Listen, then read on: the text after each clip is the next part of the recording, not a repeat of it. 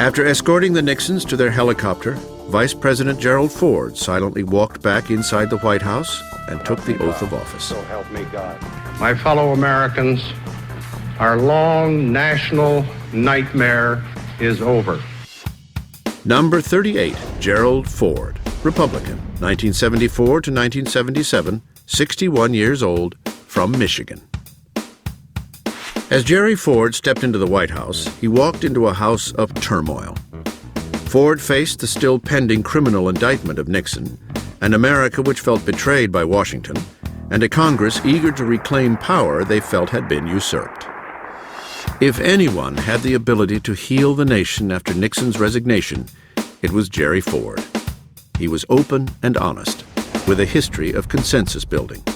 Our country sometimes has a magical ability of coming up with the right person for the time.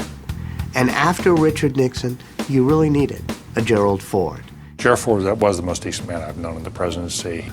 When he heard about the Nixon enemies list, he said, any man who has to keep a list in order to remember his enemies has got too many enemies. Right away, Ford became frustrated with his inability to preside over the business of the nation. Are you saying, sir, that the option of a pardon for former President Nixon is still an option? He was spending upwards of half his time dealing with issues relating to Watergate. So I make the final decision. And he said at some point, we've got to cut this off. I've got to govern. We've got to deal with inflation. We've got to deal with Vietnam. We've got to deal with the Soviets. We've got big issues out here. So he said, I'm going to cut it off. Boom, I'm going to pardon him. I, Gerald R. Ford, do grant a full, free, and absolute pardon unto Richard Nixon.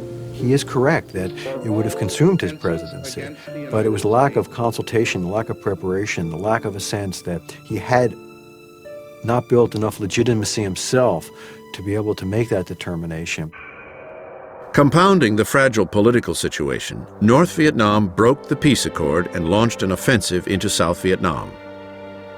Ford requested military and economic aid to help the South Vietnamese, but Congress refused. Zilch. The Congress wouldn't give any more aid. They had had enough.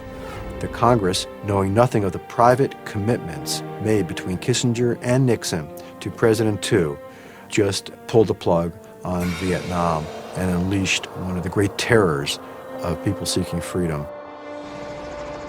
On April 19, 1975, Saigon fell to the communists.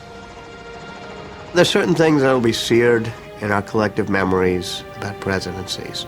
The helicopter from the Saigon embassy is one of those. We were evacuating, and people thought we would lose our credibility. People thought it would be the end of America's influence in the world. As much as Ford struggled to prevent that outcome, he didn't have the support of the nation behind him. Only with time has history been able to look back at Ford's presidency and see, without the emotion of Watergate, what he accomplished.